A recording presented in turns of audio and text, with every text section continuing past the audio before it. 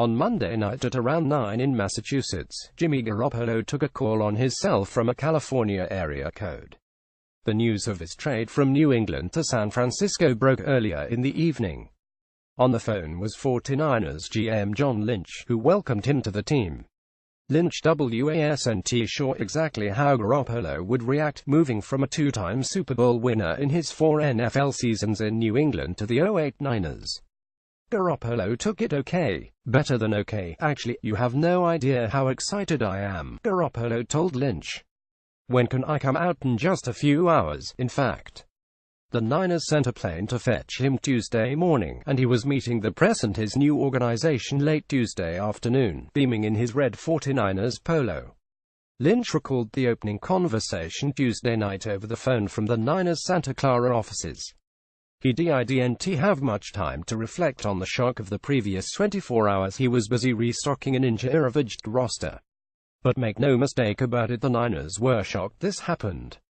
New England coach Bill Belichick hinted broadly Tuesday that the Patriots traded Garoppolo because they weren't able to sign him to a contract beyond this, the final year of his 4-year rookie deal.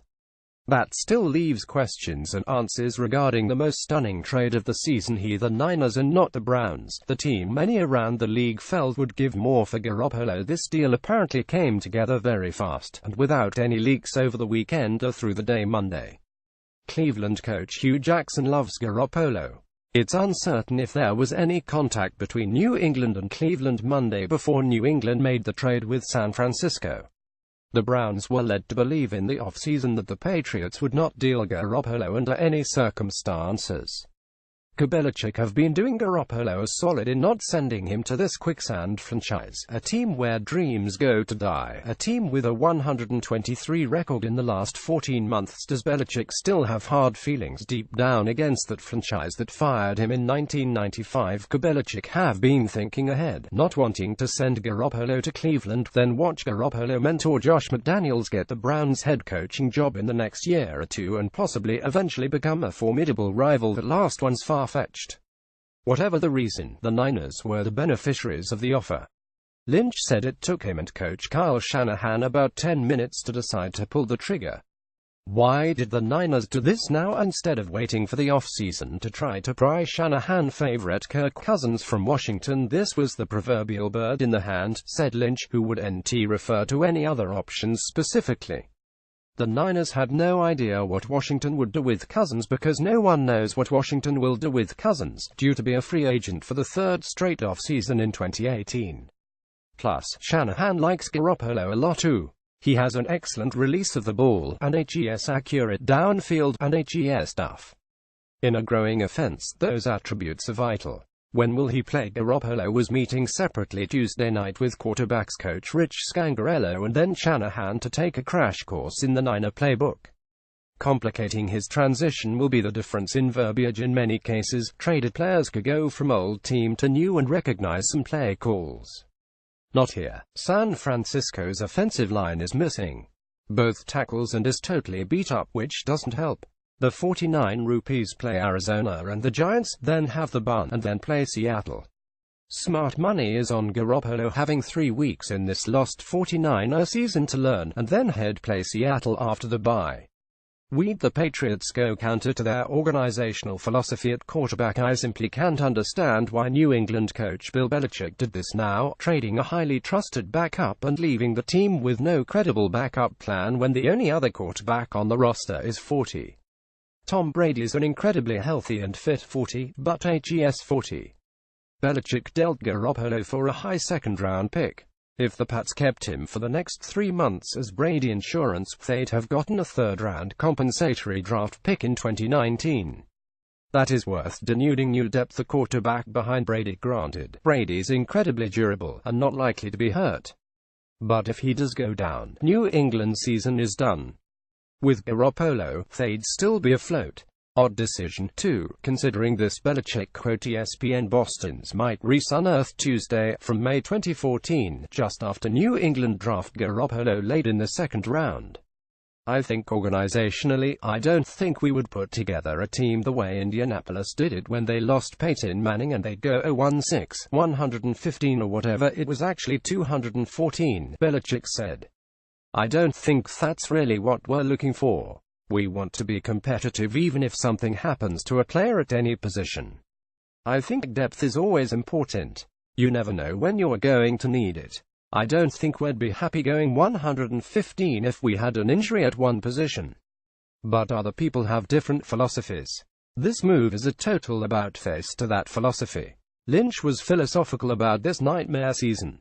I think we got better today, he said. One of my first conversations with Kyle before taking the job was about the quarterback. We both agreed you have to be great at the quarterback position. This gives us added confidence in our plan going forward. Tonight he'll lay my head down and go to sleep, and we'll still be 08 when I wake up. I know we've still got so much work to do, but this is a big piece. Earlier, Garoppolo was finishing his media duties at the stadium, which is adjacent to the Niners' office and practice facility, and asked the team's VP of Communications, Bob Lang, "Is there somewhere I can go so I can see the field?" Lang took him to a good vantage point, and Garoppolo stared out at the field for a full 20 seconds or so. This was his field now, and, barring an upset, the Niners would be his team. Finally, after sitting behind an all-time great, Garoppolo knows this is his time. He took time to soak it in. He's a mature kid. He knows this team is miles away from being good. But he's been an heir for 4 seasons. Now he'll get to be the man, and oddly, he'll be the man on the team Tom Brady worshipped as a kid.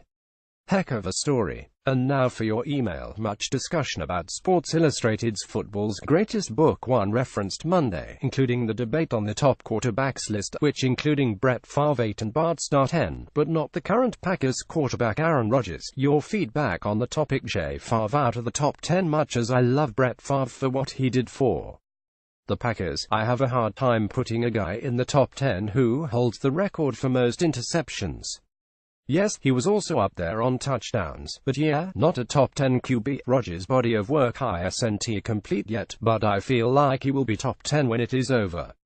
To a certain extent, the modern pass-happy era is playing a role as well, so the question I often ask myself when looking at this is, how would these QBs have done in the earlier eras where passing wasn't a heavier focus?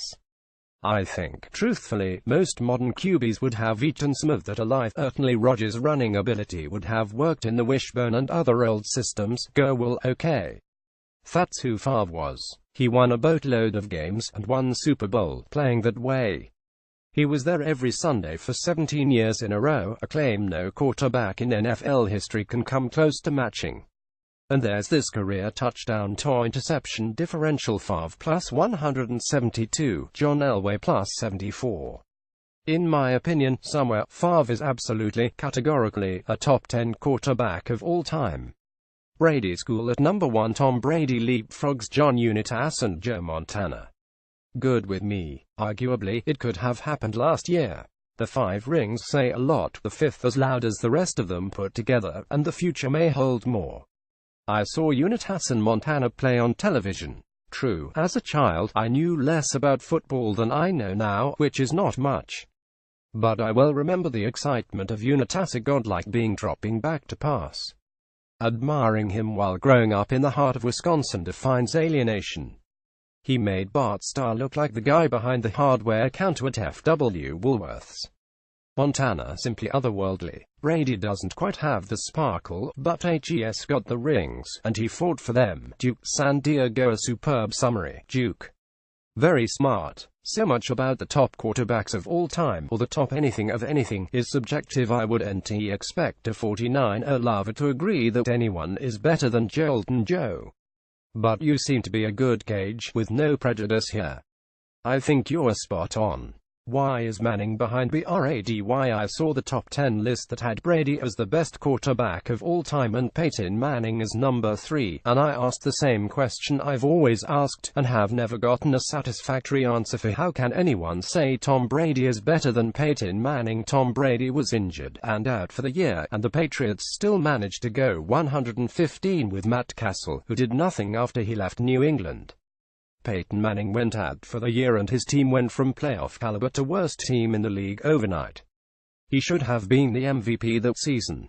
He came back, went to a different team, and made Denver a Super Bowl contender, even ignoring the final Super Bowl, where he was a shell of himself.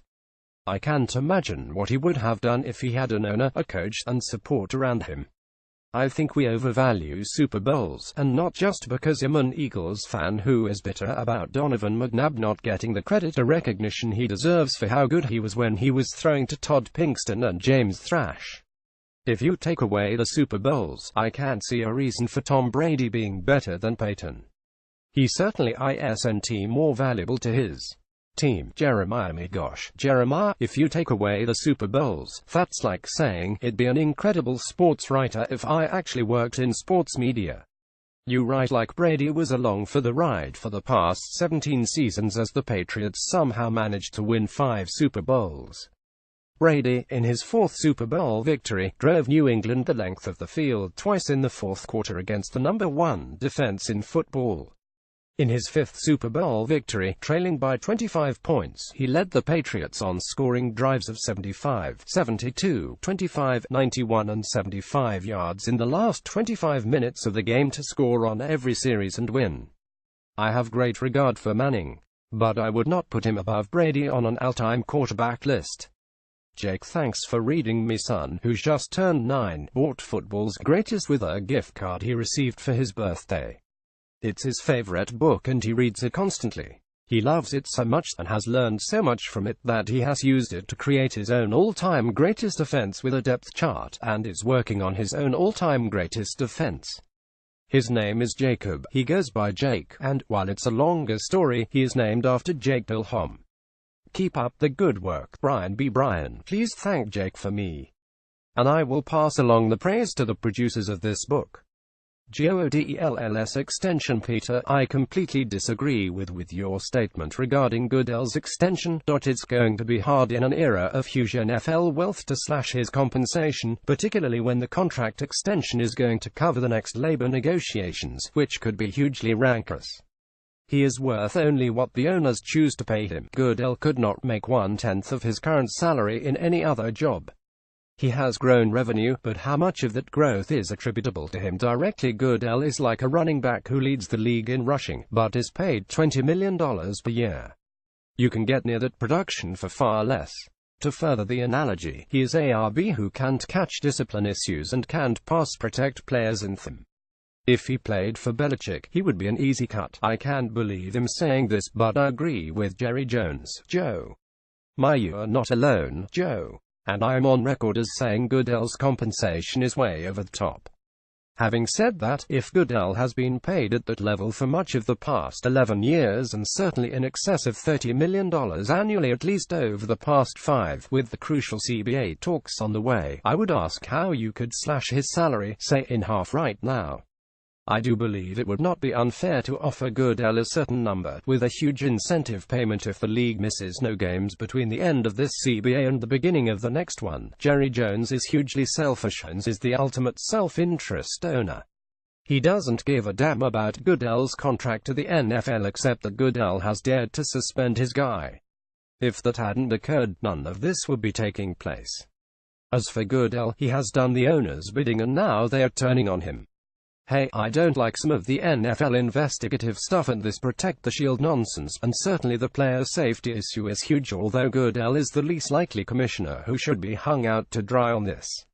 What about Paul Tagliabue? He knew far more and did nothing. Michael N. All politics are local. Jones gets irate when his own team is involved.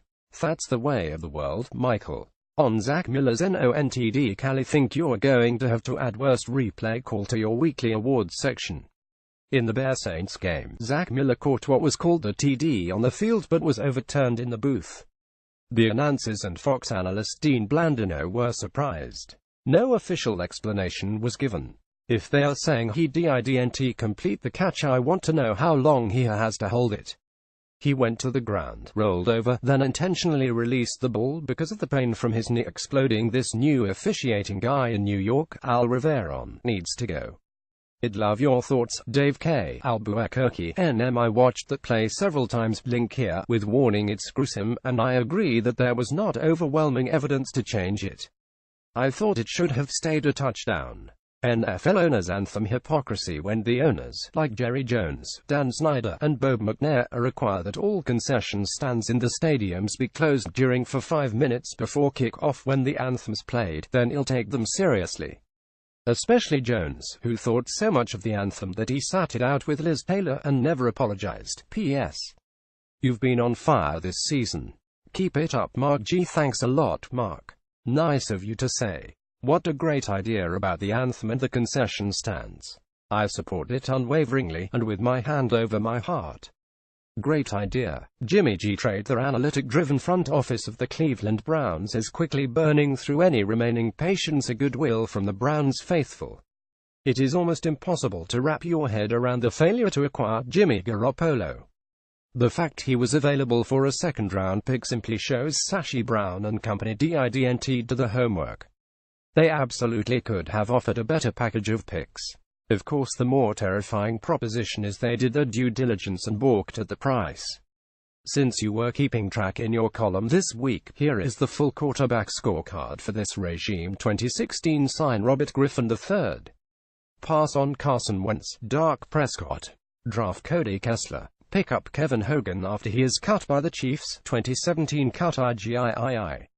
Cut Josh McCown. Acquire Brock Osweiler. Pass on Deshaun Watson. Take Deshaun Kaiser. Fail to trade for Jimmy Garoppolo, or Jacoby Brissett for that matter. So what do the Browns have now? A bunch of draft capital in the hands of a regime that has shown zero skill in evaluating college quarterbacks. Rumors that Sam Darnold will return to school, and Josh Rosen getting hurt again. Kovacs, Santa Barbara, Califor. I feel your pain. I feel the pain of every Browns fan out there. Joe Thomas as COLUMNIST. I have never before responded to any published article, but I loved that Joe Thomas article. His words carried me along for the ride of the various emotions he felt over this past week and provoked my own emotions as if I were experiencing them with him. In addition, he made me feel like I was sitting in the room with him as he told his story, a mark of an accomplished writer. This Panthers fan wishes him a speedy recovery.